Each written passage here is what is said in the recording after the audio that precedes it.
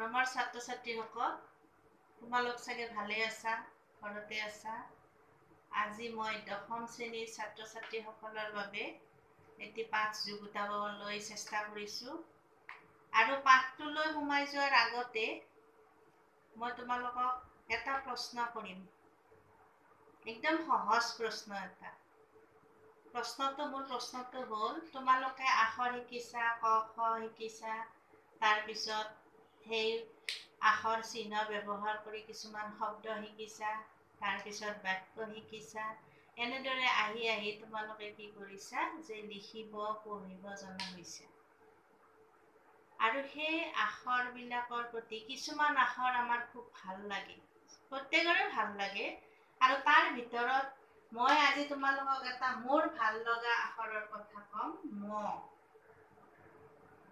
ম আখৰটো মোৰ ভাল লাগে আৰু তোমালোকে এই ম আখৰটোৰে মোক তিনিটা শব্দ ক'ব লাগে যি তিনিটা শব্দ সকলোৰে ভাল লাগে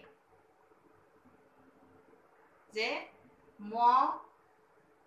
মতে প্ৰথমতে মই কৈ দিছো মই অৰ্থাৎ মোৰ নিজক ভাল লাগে তাৰ পিছত তোমালোকৰ পৰা সাপোজ এজনীয়ে কৈছা কি মা সঁচাই মা শব্দটো আমাৰ খুব ভাল লাগে এজনীকে কৈছা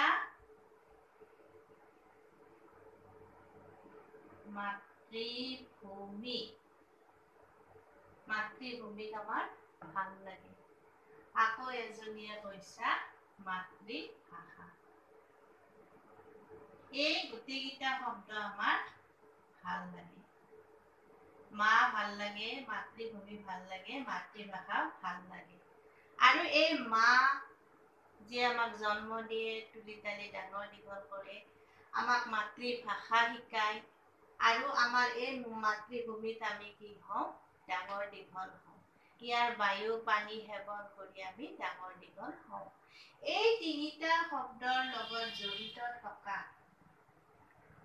আমি আজি এটা কবিতা পঢ়িম সেই কবিতাটোৰ প্ৰথম আখৰটোৱে হৈছে মই আৰু পিছৰখিনি হৈছে অসমীয়া মই অসমীয়া আৰু এই মই অসমীয়া পাঠটো কবিতাটো ৰচনা কৰিছে সৈয়দ আব্দুল মালিকে সৈয়দ আব্দুল মালিক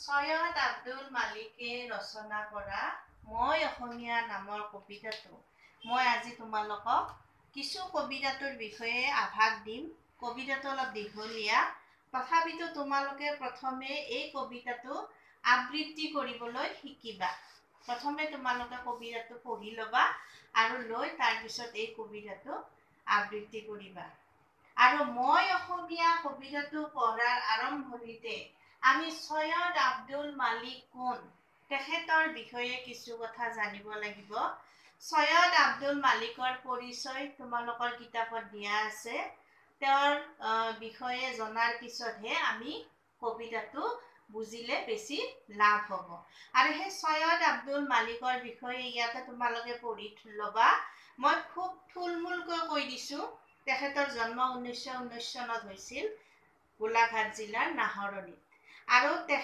তেখেতক আমি গল্প সম্ৰাট বুলি জানো গল্প সম্ৰাট তেখেতে গল্প আৰু উপন্যাস সাহিত্যলৈ যথেষ্ট অৱদান আগবঢ়াই গৈছে আৰু কবিতাৰ ক্ষেত্ৰত তেখেতৰ এখন কবিতা পুথিৰ নাম আমি ল'ব লাগিব সেই পুথিখন হৈছে বেডুইন নামৰ কবিতা পুথিখন লিখিছিল আৰু তেখেতৰ বহুতো লিখনি আমি পাওঁ তাৰ ভিতৰত অঘৰী আত্মাৰ কাহিনী নামৰ উপন্যাসখনৰ বাবে তেখেতে সাহিত্য অকাডেমি বঁটা লাভ কৰিছিল আৰু সূৰুযমুখীৰ স্বপ্ন এখন তেখেতৰ বিখ্যাত উপন্যাস তেনেকুৱা আৰু কেইখনমান গল্প উপন্যাসৰ পৰা তেখেতৰ গল্প উপন্যাস কেইখনমানৰ পৰা দুখনমান কথাছবি নিৰ্মাণ হৈছে এখন হৈছে জেতুকা পাতৰ দৰে আৰু আনখন হৈছে মমতাজ। আৰু তেখেতৰ বহুকেইখন কিতাপ আছে, ৰূপতীৰ্থৰ যাত্ৰী, ধন্য নৰতনু ভাল, স্বাক্ষৰ, ছবি ঘৰ, ৰঙা গৰা, ৰজনীগন্ধাৰ চকুলো আৰু বিভিন্ন আছে এনেকুৱা কিতাপ। আৰু তেখেতে 1977 চনত অসম সাহিত্য সভাৰ অভয়াপুৰীত যি অধিৱেশন হৈছিল তাত সভাপতিৰ আসন অলংকৃত কৰিছিল। আৰু তেখেতে 2000 চনত ইহলীলা সম্বৰণ কৰে। ইয়াৰ উপৰিও আৰু তোমালোকে বিভিন্ন কিতাপত তেখেতৰ বিষয়ে পাবা, সেইবিলাক পঢ়ি ল'বা। এতিয়া আমি মই অসমীয়া কবিতাটোত কবিয়েনো কি কৈছে সেই বিষয়ে কিছু কথা জানিম। মই অসমীয়া বুলি কবিয়ে এই কবিতাটোত কবিৰ স্বদেশৰ প্ৰতি যি প্ৰেম, আনুগত্য সেই কথাখিনি সুন্দৰভাৱে নিভাঁজ শব্দৰে তেওঁ বৰ্ণনা কৰি গৈছে। আৰু যিটো কবিতাত অসমৰ ইতিহাস জড়িত হৈ আছে, ইতিহাসৰ বিভিন্ন ধৰণৰ দিশ, বুৰঞ্জীৰ দিশ, সেইবিলাক সামৰি অসমত মোগলৰ আক্ৰমণৰ কথাৰ পৰা আদি কৰি সেই সময়ৰ অসমৰ প্ৰাকৃতিক সৌন্দৰ্য, প্ৰাকৃতিক সম্পদ সেই বিষয়ে আৰু অসমীয়া ডেকা গাভৰুৰ দুবাহুত যি শক্তি আছিল, যি শক্তিৰে যুদ্ধ কৰি তেওঁলোকে অসমক স্বাধীন কৰিছিল, সেই বিষয়ে আমি বিভিন্ন তথ্য ইয়াত পাম। আহাচোন আমি কবিতাটোৰ মাজলৈ যাওঁ। চোৱা, মই অসমীয়া। মই অসমীয়া কবিতাটোত প্ৰথম পেৰেগ্ৰাফত কবিয়ে কৈছে, সুদূৰ পশ্চিম এৰি থৈ স্বৰ্ণপুৰী ৰাজ অন্তঃপুৰ, বিজয় সপোন দেখি আহিলো যিদিনা, উজনি সোঁতত মেলি ভটিয়নি ভোৰ, বিজয়ৰ তৃষা লৈ গৌৰৱৰ কৰি অভিযান, লুইত পাৰত গালো দৃপ্ত উচ্ছ্বাসত আপোনাৰ বিজয়ৰ গান। মই প্ৰতিটো পেৰেগ্ৰাফৰ মূল কথাখিনি কৈ যাম যে সুদূৰ পশ্চিম এৰি, তোমালোকে আমাৰ পৰা, আমি অসমত থাকোঁ, আমি অসমীয়া, আমাৰ মাতৃভাষা অসমীয়া, আৰু আমি এই অসমখন অৱস্থিত হ'ল যে দিল্লী, ইয়াত সুদূৰ পশ্চিমটোৱে কি অৰ্থ বহন কৰিছে, দিল্লী, যে দিল্লীৰ পৰা আমি আমাৰ ঠাইখন পূবত অৱস্থিত আৰু আমাৰ পৰা পশ্চিমত হ'ব দিল্লী। আৰু সেই পশ্চিম এৰি অৰ্থাৎ সুদূৰ দিল্লীৰ পৰা আহি তেওঁলোকৰ যি ৰাজ অন্তঃপুৰ আছিল সেইখিনিক স্বৰ্ণপুৰী বুলি কৈছে কবিয়ে। আৰু সেই কোন আহিছিল? মোগলসকল আহিছিল। কিয় আহিছিল? তেওঁলোকে বিজয়ৰ সপোন দেখি আহিছিল। তেওঁলোকে অসমক আক্ৰমণ কৰি অসমৰ পৰা অসমক জয় কৰিব বিচাৰিছিল। আৰু তেওঁলোকে কি কৈছিল? বিজয়ৰ তৃষা লৈ গৌৰৱৰ কৰি অভিযান। তেওঁলোক খুব অহংকাৰী আছিল। তেওঁলোকে গৌৰৱ কৰিছিল। তেওঁলোকে ভাবিছিল যে অসমখন সৰু ঠাই, সৰু দেশ, গতিকে আমি তাত কি কৰিব পাৰিম? আমি জয় কৰি আমাৰ ৰাজত্ব প্ৰভুত্ব চলাব পাৰিম। আৰু সেই আশালৈ তেওঁলোকে আহি কি কৰিছিল? লুইত পাৰত গালো দৃপ্ত উচ্ছ্বাসত। দৃপ্ত শব্দটো চাবা তোমালোকে, দৃপ্ত, যে গৰ্ব অহংকাৰযুক্ত মনোভাৱ, যিটো দৃপ্ত, তেনেকুৱা এটা মনোভাৱ লৈ তেওঁলোকে আহি অসমত বিজয়ৰ গান গাব বিচাৰিছিল। ভৰি দিলো অসমৰ সেউজীয়া দুবৰি বনত, সেইদিনা যিদিনা অসম ৰাজ অসমৰ সিংহাসনত। আৰু কোনদিনা তেওঁলোক আহিছিল? যে যেতিয়া অসমত আহোমৰ ৰাজত্ব চলিছিল, আহোমৰ শাসনৰ সময়ত অসমৰ সিংহাসনত আহোম ৰজা আছিল। আৰু সেই সময়ত তেওঁলোকে প্ৰথম আহি অসমৰ সেউজীয়া দুবৰি বন, অৰ্থাৎ অসমৰ প্ৰাকৃতিক সৌন্দৰ্যৰ কথা ইয়াতে কবিয়ে আনিছে, যে চাৰিওফালে সেউজীয়া, আৰু সেই সেউজীয়া বননিত আহি তেওঁলোকে ভৰি দিছিল। বতাহত উৰে মুক্ত অসমৰ পতাকা স্বাধীন, প্ৰান্তে প্ৰান্তে বাজে মাথো গৌৰৱৰ বিজয়ৰ মুক্ত গীত বিৰামবিহীন। আৰু সেই সময়ত আহোমৰ ৰাজত্ব কালত অসমৰ আকাশত বতাহত উৰিছিল মুক্ত পতাকা, স্বাধীন পতাকা, আৰু অসম স্বাধীন আছিল। আৰু তেওঁলোকৰ গৌৰৱৰ বিজয়ৰ মুক্ত গীত তেওঁলোকে গাইছিল। আৰু সেই সময়ছোৱাতে আহি মোগলে অসমত ভৰি দিছিল আক্ৰমণ কৰিবলৈ। সেইদিনা অসমত বিচাৰিলো আপোনাৰ বল, মোগলৰ বিজয়ী শকতি, দেখুৱাম অসমক বিশ্বজয়ী মোগলৰ অনিৰুদ্ধ গতি। আৰু অনিৰুদ্ধ গতি যাক ৰুদ্ধ কৰিব নোৱাৰি, ৰোধ কৰিব নোৱাৰি, সেই ৰোধ কৰিব নোৱাৰা শক্তিটো মোগলৰ আছিল বুলি ভাবিছিল তেওঁলোকে। যে তেওঁলোকে ভাবিছিল গোটেই পৃথিৱী জয় কৰি আহিছে। গতিকে কিন্তু অসমৰ অসমীয়াই কি কৰিছিল, মনে প্ৰাণে পণ কৰিছিল যে তেওঁলোকে বিশ্বজয়ী মোগলৰ অনিৰুদ্ধ গতিক বাধা দিব। অসমৰ মজিয়াত মুছলিমৰ মুক্তৰাজ কৰিম থাপনা, অসম আমাৰ হব, কামৰূপ হব মোগলৰ, কায়মনে কৰিলো কামনা। আৰু সেই মুছলিম ৰাজ অৰ্থাৎ মোগলৰ শাসন, মুছলমানৰ সেই মুক্ত ৰাজ কৰিম থাপনা বুলি অসমৰ মজিয়াত তেওঁলোকে মুছলমানৰ ৰাজত্ব স্থাপন কৰিম বুলি আহিছিল। কামৰূপ তেওঁলোকে দখল কৰিম বুলি আহিছিল। আৰু সেই কামনা, তেওঁলোকৰ কামনা কোনো পধ্যে অসমীয়াই বাস্তৱত ৰূপায়িত কৰিব নিদিলে। যিদিনা নামিলো আহি অসমৰ সমৰথলীত, মিনাকৰা বনৰ বুকুত, অসমৰ হেংদাং জিলিকিল দুপৰৰ পূৰ্ণ আলোকত, পুৰুষ তিৰোতা আহি স্বদেশৰ স্বাধীনতা হেতু থিয় দিলে ৰণ প্ৰাংগণত।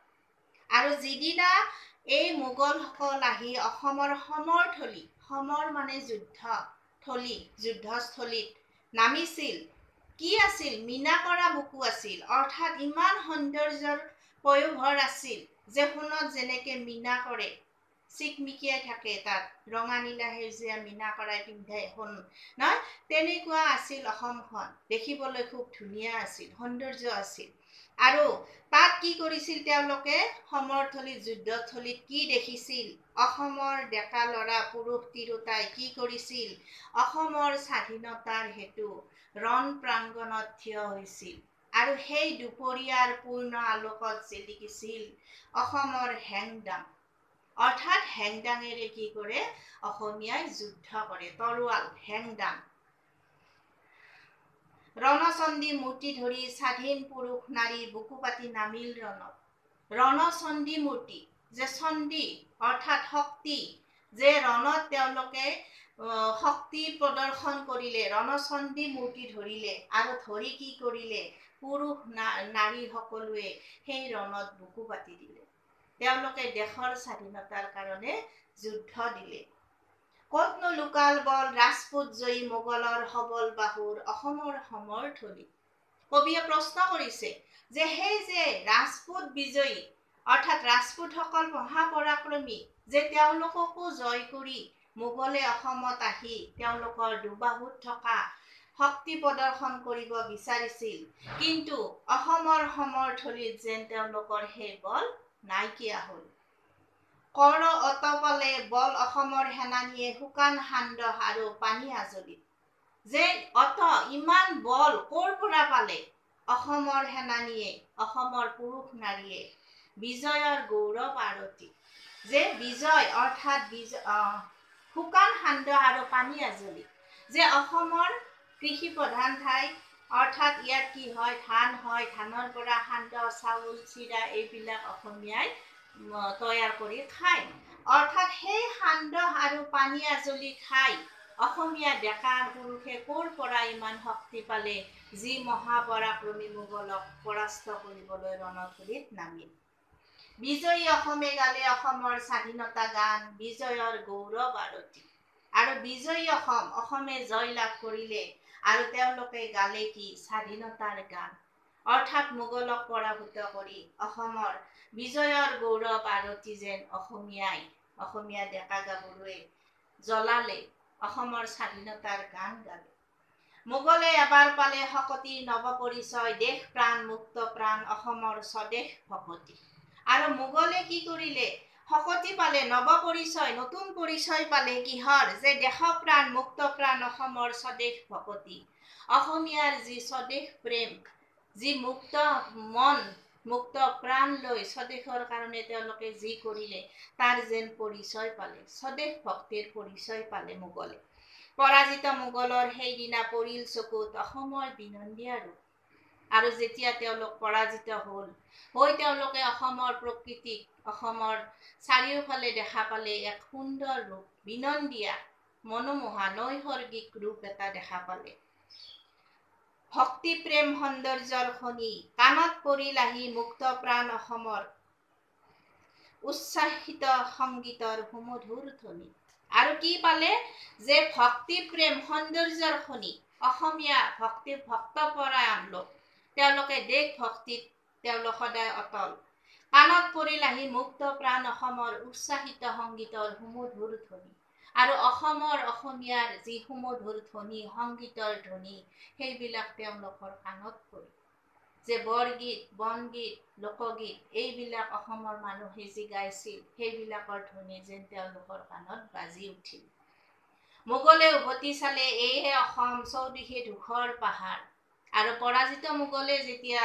উভতি যাবলৈ ললে যেতিয়া উভতি নিজৰ ঠাইলৈ যাব ওলালে তেতিয়া তেওঁলোকে পুনৰ অসমৰ পিনে ঘূৰি চালে চাই কি দেখিলে যে ধূসৰ পাহাৰ ওখ ওখ পাহাৰ বগা প্ৰতিটো বনৰ পাত জাংফাই মিনা কৰা ৰূপ জাতিস্কাৰ আৰু সেই বনৰ গছ বন অৰ্থাৎ অসমৰ প্ৰাকৃতিক সম্পদত চহকী সেই প্ৰাকৃতিক সম্পদত অসমত যিবিলাক গছ গছনি আছিল বিভিন্ন ধৰণৰ গছ গছনি সেইবিলাক কি আছিল জাংফাই এবিধ গছ ৰব তাৰ পৰা আঠা কৰে সেইবিলাক যেন মিনা কৰা অতি মনোমোহা জাতিস্কৰ ৰূপ আৰু সেইবিলাকৰ দুবৰিৰ পাতে পাতে মুকুতাৰ থোপা আৰু দুবৰিৰ পাতত যেতিয়া নিয়ৰ সৰে সেই নিয়ৰবিলাক যেন মুকুতা চিকমিকনি উঠে সূৰ্যৰ পোহৰত গছকত ভাগে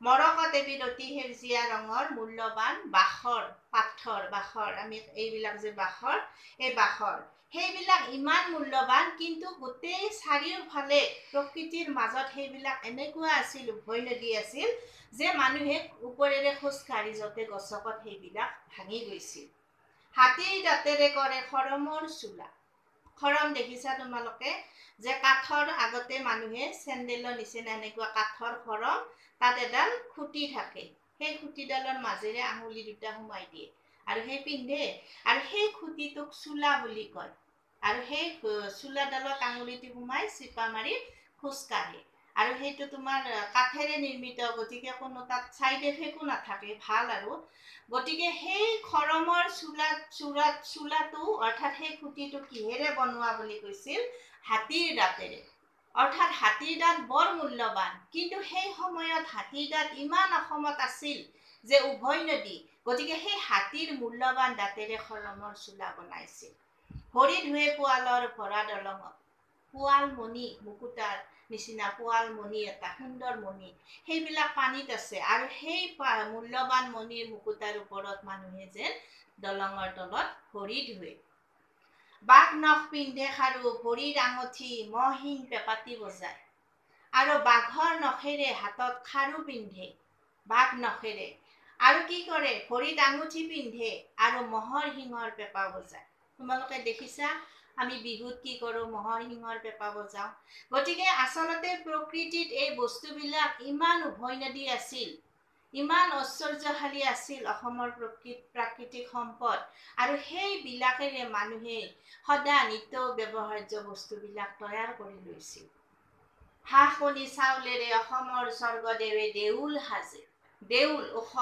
মঠ দেউল সেই সময়ত মানে কৃষি ক্ষেত্ৰত ইমান উন্নত আছিল যে আমাৰ অসমৰ মাটিত যি ৰুৱে শস্য সেয়ে হয় আৰু হাঁহ কণী আৰু বৰা চাউল এইবিলাকেৰে কি কৰিছিল সেই সময়ত স্বৰ্গদেউবিলাকে দেউল সাজিছিল আজিৰ নিচিনা কংক্ৰিটৰ ব্যৱস্থা নাছিল চিমেণ্ট শিল এইবিলাক বালি নাছিল সেইবিলাকেৰে তেওঁলোকে কি কৰিছিল সেই দেউলবিলাক ওখ দেউলবিলাকৰ ৱালবিলাক দেৱালবিলাক সাজিছিল নদীৰ বালিত ভৰা সোণ চেকুৰীয়া গুৰি হয় গছকত ভাঙি আৰু সোণশিৰি নদীত তোমালোকে জানা তাত কি পায় সোণ পায় গতিকে সেই সোণৰ চেকুৰীয়া টুকুৰাবিলাক যেন মানুহৰ ভৰিৰ গছকত গুৰি হৈ ভাগি গৈছিল পুঠিয়ে কাণত পিন্ধে সোণৰ থুৰিয়া ভেকুলীয়ে ফোট লৈ সজাই হোৱাকি থুৰিয়া কাণত পিন্ধা আগৰ মানুহৰ আছিল পুৰণি আমাৰ অসমীয়া গহনত পাবা যে এনেকুৱা মতা কাণৰ ফুটাটোত সোমাই দিয়ে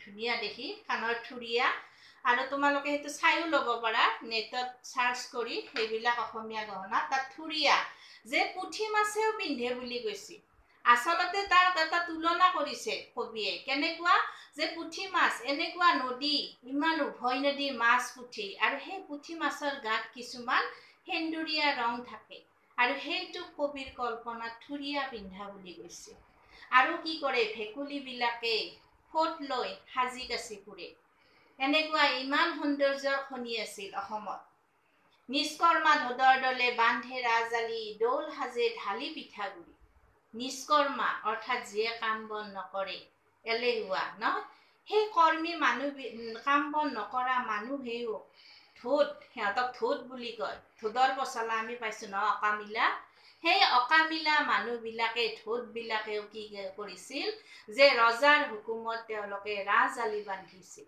অৰ্থাৎ অসমত সকলোৱে কাম কৰিছিল দৌল সাজে ঢালি পিঠাগুৰি ওখ ওখ দৌল মঠ মন্দিৰবিলাক পিঠাগুৰিৰে সাজিছিল বুলি কবিয়ে কৈছে আৰু সেইবিলাক সঁচা কথা কৈছে কবিয়ে বাৰতি সাগৰ খানি ৰচে বননিত ৰংঘৰ কাৰেংঘৰ দীপ্ত স্বৰ্গপুৰী বাৰতি সাগৰ খানি তোমালোকে শিৱসাগৰ গৈছা চাগে তাত তোমালোকে গ'লে দেখিবা জয়সাগৰ যে কেনেকুৱা 12টা পুখুৰী কিন্তু সেই সাগৰ সদৃশ ইমান বিশাল ইমান প্ৰকাণ্ড পুখুৰী সেই পুখুৰীবিলাক আহোম ৰজাৰ দিনত খান্দিছিল আৰু ৰংঘৰ কাৰেংঘৰ দীপ্ত স্বৰ্গপুৰী আৰু ৰংঘৰ কাৰেংঘৰ দীপ্ত মানে আলোকিত যে স্বৰ্গৰ নিচিনা আলোকিত স্বৰ্গপুৰী বুলি কৈছে অৰ্থাৎ স্বৰ্গত কি হয় সৌন্দৰ্য থাকে আৰু ইয়াতে তোমালোকৰ দুটা শব্দ পালা দীপ্ত আৰু দীপ্ত মই পিছত পাঠৰ শেষত মই কৈ দিম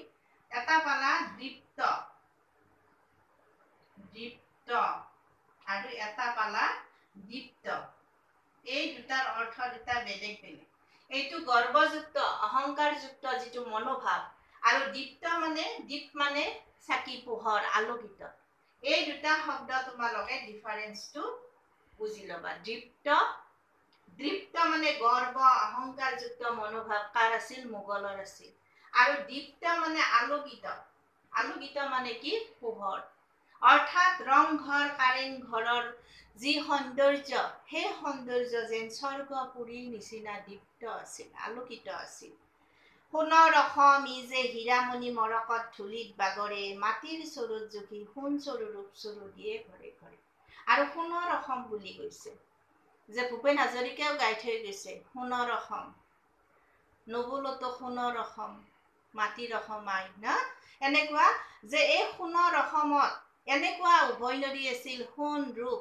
সেইবিলাক যেন মানুহৰ ঘৰে ঘৰে দি গৈছিল চৰুত লৈ মাটিৰ চৰুত লৈ মুখৰ মাতত হৰে মৰমৰ মৌ গীত শুনি শিল পমি যায় এই অসম দেশ জগতত আৰু এনেকুৱা অসম দেশ এনেকুৱা ৰূপেৰে নাই কতো নাই যে মুখৰ মাতত অসমীয়াৰ অন্তৰ খুব কোমল অসমীয়া মানুহৰ মাত মিঠা আৰু সেই মুখৰ মাতত যেন মৌ বৰষে যে মৌ মিঠা গতিকে মৌৰ নিচিনা ৰস যেন অসমীয়াৰ মাতত কথাত অসমীয়া ভাষাত সেইকাৰণে মই তিনিটা শব্দই কৈছিলো মা মাতৃভূমি আৰু মাতৃভাষা মাৰ কথা গম পালো কোন অসমীয়াই তাৰ পিছত মাতৃভূমি গম পালো য'ত গোটেই অসমত প্ৰাকৃতিক সৌন্দৰ্য নদ নদী সোণ ৰূপেৰে পৰিপূৰ্ণ হৈ আছে আৰু তাৰ পিছত আমি আহিছো মাতৃভাষা যি মাতৃভাষা অসমীয়া সেই অসমীয়া ভাষাত যেন মোৰ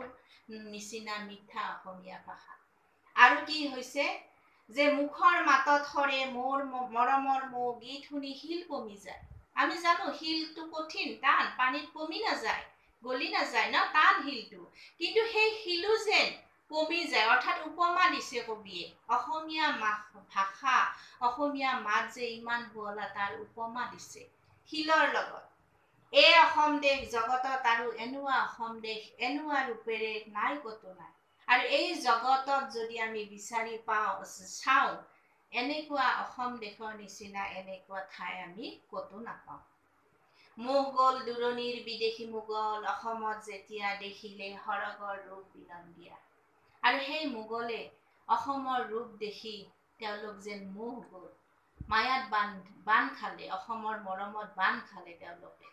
আৰু কি কৰিলে যে অসমত বন্দী হ'ল, অসমৰ ৰূপ মুগ্ধ দূৰৰ মোগল আহি হ'ল অসমীয়া। আৰু সেই অসমতে তেওঁলোকে কি হ'ল, যুদ্ধবন্দী হৈ ৰ'ল। যুদ্ধবন্দী হৈ ৰৈ এটা সময়ত তেওঁলোকে অসমৰ অসমীয়া হ'ল। আহোম আমাৰ ৰজা সেই দিন ধৰি মোৰ দেশ এই কামৰূপ। আৰু সেই দিনৰ পৰাই তেওঁলোকে স্বীকাৰ কৰি ল'লে যে এইখনে মোৰ দেশ কামৰূপ আৰু আমাৰ ৰজা আহোম। অসমৰ হকে যুঁজি অসমৰ হকে মৰো, জ্বলি ইয়াতে শেষ হয় জীৱনৰ ধূপ। আৰু শেষত কবিয়ে পিছত কি কৈছে যে এই অসমৰ বাবে আমি কি কৰিম, জীয়াই থাকিম, অসমৰ বাবে আমি যুঁজিম আৰু আমাৰ জীৱনৰ ধূপ অৰ্থাৎ জীৱন শলিতা অসমৰ নামতে উৎসৰ্গিত কৰিম। কবিতাটো অকণমান দীঘল। সেইদিন ধৰি মই অসমৰ অসমীয়া, ধৰ্ম মোৰ জাতি মোৰ, অসমীয়া প্ৰাণৰ আপোন। আৰু সেই দিন ধৰি আমি সকলো অসমীয়া, এই অসমখনত মোৰ মাতৃভূমি, অসমীয়া মোৰ মাতৃভাষা, অসমীয়া মোৰ প্ৰাণৰ আপোন বুলি কবিয়ে কৈছে। বিকশি উঠিল মোৰ অসমৰ দুবৰিতে নন্দনৰ বিনন্দীয়া সুখৰ সপোন। জীয়াই থাকোতে মই এই পৃথিৱীত চিৰদিন ইয়াৰে অসমীয়া, মৰিলেও অসমৰে মই। আৰু কবিয়ে অসমৰ অসমীয়া বুলি কি কৰিছে যে মই এই অসমতে জন্ম লৈছো, ইয়াৰ ৰূপ বিনন্দীয়া চাই মই সুখৰ সপোন ৰচিছো। জীয়াই থাকোতে মই এই পৃথিৱীত মই অসমতে থাকিম, অসমৰ অসমীয়া হৈয়ে থাকিম আৰু মৰিলেও যেন মই অসমীয়া হৈয়ে পুনৰ জন্ম ল'ম। মৰাৰ পিছতো যদি আহো কোনো কেতিয়াবা, আহিম ইয়ালৈ ঘূৰি স্মৃতিৰ ইতিহাস লৈ, অসমৰে অসমীয়া হৈ। আৰু মৰাৰ পিছতো যদি মই বিশ্বাস আমাৰ যে আমি পুনৰ জন্ম কেতিয়াবা লাভ কৰো না, কবিও বিশ্বাস কৰিছে যে মৰাৰ পিছতো যদি তেওঁ পুনৰ জন্ম লয়, সেই অসমতে জন্ম ল'ব স্মৃতিৰ ইতিহাস লৈ। স্মৃতি মানে স্মৃতি, যে স্মৃতিটোৰ ইতিহাস লৈ, অৰ্থাৎ আগতে মই অসমত আছিলো, অসমৰ অসমীয়া মই, সেই ইতিহাস লৈ তেওঁ অসমতে আকৌ জন্ম ল'ব। অসমীয়া ভাষা মোৰ, কথা মোৰ, গীত মোৰ, অসমৰ প্ৰকৃতিয়ে ৰচা, বৃহৎ কিন্নৰ য'ত শুনিলে নীৰৱ হয়, অসমীয়া গীত মোৰ হৃদয় উপচা।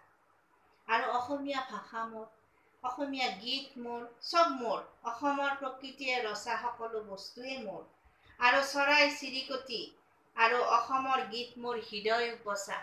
আৰু অসমক লৈ অসম সংগীতবিলাক মোৰ যেন হৃদয়ত উপচি পৰিছে, হৃদয়ত উগুল থুগুল লগাইছে। সেয়ে মোৰ অসমীয়া অসম। জনমৰ লগে লগে সুৱদী অসমী মাতে, অসমীক চিঞৰিলো আই। যিদিনা মুদিম চকু সিদিনাও যাওঁ বুলি, কৈ যাম অসমীক দুখ কঁপাই। আৰু কবিয়ে কি কৈছে, এই যে মা আই, আই মানে অসমীয়া আই।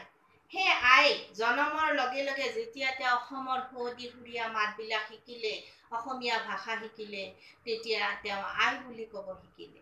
আৰু যিদিনা তেওঁ মৰিব, তেওঁৰ কল্পনা কি যে যেতিয়া তেওঁ মৰিব তেতিয়া যাওঁ বুলি কৈ যাব আইক, দুখ কঁপাই, অৰ্থাৎ যাওঁ, এনেকে তেওঁ আইক বিদায় লৈ যাব। সোণাই অসমাই সৰগত কেতিয়াবা থাকোতে সুখত ভোল, স্মৃতিহীন আলোকপুৰত, মৰতত কোনোবাই সুঁৱৰিলে নাম মোৰ, অসমৰ সুৱদীয়া ভাষাৰ সুৰত। সৰগত যদি থাকো তেতিয়া মই সুখত, স্মৃতিহীন সুখত, আলোকপুৰত থাকিম। আৰু মৰতত যেতিয়া আহিম তেতিয়া মোৰ সুৱদী ভাষাৰে মোৰ নাম সোঁৱৰণ কৰাটো মই বিচাৰিম। অৰ্থাৎ মই অসমীয়া হিচাপে মই মোৰ নামটো অসমত ৰৈ যোৱাটো বিচাৰিম। চিনি পাম বুজি পাম আমৰণ সৰগতো, মোৰ এই ভাষা অসমীয়া, সৰগৰ গীত এৰি শুনিম দোকান পাতি, অসমৰ গীতটি সুৰীয়া। আৰু আমাৰ বিশ্বাস যে আমি ভাল কাম কৰিলে মৃত্যুৰ পিছত আমি স্বৰ্গত যাওঁ না, মৃত্যুৰ পিছত কি হয় আমি কোনো গম নাপাওঁ, তথাপিতো এটা বিশ্বাস। আৰু কবিৰ আশা, কি আশা যে যদি তেওঁ মৰেও সৰগৰ পৰাই তেওঁ শুনিব, দোকান পাতি শুনিব, কি শুনিব, অসমীয়া ভাষা শুনিব, অসমীয়া সুৰীয়া গীত তেওঁ শুনিব। জীৱনে মৰণে মই চিৰদিন অসমীয়া, অসমীয়া দেশ প্ৰাণ মন, জীয়াই থাকোঁতে মই অসমৰে অসমীয়া, মৰিলেও বৰি ল'ম অসমৰ অমিয়া মৰম। আৰু কবিয়ে শেষত কি কৰিছে, জীৱনে মৰণে মই চিৰদিন অসমীয়া। মই যে প্ৰথমে তোমালোকক কৈছো মই অসমীয়া, এই মই অসমীয়া অৰ্থাৎ কবিৰ ভাষাত যে জীৱনে মৰণে তেওঁ চিৰদিন অসমীয়া। অসমীয়া তেওঁৰ দেহত আছে, প্ৰাণত আছে, মনত আছে। অসমীয়া ভাষা তেওঁৰ দেহত, প্ৰাণত, মনত আছে। আৰু জীয়াই থাকোঁতে তেওঁ যেনেকে অসমৰ অসমীয়া হৈয়ে জীয়াই আছে, আৰু মৃত্যুটো তেওঁ বৰণ কৰিব কি হিচাপে, অসমৰ অসমীয়া হিচাপে। আৰু সেই মাতৃভূমিৰ প্ৰতি, স্বজাতিৰ প্ৰতি তেওঁৰ স্বদেশানুৰাগ এনেদৰে মই অসমীয়া কবিতাটোত তেওঁ ব্যক্ত কৰিছে। এইখিনি কবিতাটোৰ সাৰ মৰ্মখিনি কৈ দিলো, তোমালোকে শব্দ অৰ্থবিলাক চাই ল'বা। আৰু তাৰ পৰা এই পাঠটো তোমালোকৰ কিছুমান ব্যাকৰণ ভিত্তিক প্ৰশ্ন আহিব, যাতে সমাসৰ কথা আহিব, বিপৰীত শব্দ আহিব, সমাৰ্থক শব্দ আহিব। সমাৰ্থক বিপৰীত তোমালোকক ইতিমধ্যে মই কৈছো, সেইখিনি তোমালোকে উলিয়াই ল'বা। উদাহৰণস্বৰূপে ধৰা যে স্বাধীনতা, তাৰ আমি যদি বিপৰীত কওঁ পৰাধীনতা। যে গৌৰৱ, গৌৰৱ তাৰ বিপৰীত হ'ব কালিমা। ঠিক সেইদৰে সমাৰ্থক হিচাপে তোমালোকে ইয়াতে কিছুমান শব্দ আছে, যে আলোক, আলোকটোক যদি আমি সমাৰ্থক হিচাপে লওঁ পোহৰ। এই শব্দ অৰ্থত তোমালোকে কিছুমান তেনেকুৱা সমাৰ্থক শব্দৰ ৰূপ পাবা, সেইবিলাক লিখিবা। আৰু দৃপ্ত আৰু দীপ্তৰ পাৰ্থক্যটো লিখিবা। দৃপ্ত মানে গৌৰৱযুক্ত যিটো মনোভাৱ, অহংভাৱ, সেইটো মোগলৰ, সেই কথাটো কৈছে। আৰু দীপ্তই কৈছে যে অসমত ৰংঘৰ, কাৰেংঘৰ আহোমৰ ৰাজত্ব কালত জিলিকি আছিল, আলোকিত হৈ আছিল। এই দুটা লাইন তোমালোকে লিখিবা। আৰু এনেকে গোটেই মূল ভাৱটো মই কৈ দিলো, সেইখিনি লিখিবা। আৰু কুৱেশ্যন এনচাৰ হিচাপে তোমালোকে কিতাপত থকা লিখিবা, আৰু নিজেও কিছুমান কুৱেশ্যন বাছি উলিয়াবা। উদাহৰণস্বৰূপে ধৰা, প্ৰথমে মোগলসকলে অসমৰ ক'ত ভৰি দিছিল? অসমৰ সেউজীয়া দুবৰিত ভৰি দিছিল। তেনেকুৱাকে লিখিবা। অসমৰ হেংদাং ক'ত জিলিকিছিল? যে অসমৰ দুপৰীয়াৰ পূৰ্ণ আলোকত জিলিকিছিল। তেনেকুৱাকৈ এনচাৰবিলাক তোমালোকে লিখিবা। আৰু কবিতাটোৰ মূল কথাখিনি লিখিবা। আৰু ইয়াৰ পাছত মই তোমালোকক সমাসৰ বিষয়ে ক'ম, আৰু এই কবিতাটোত প্ৰশ্নখিনি আলোচনা কৰি দিম। ধন্যবাদ।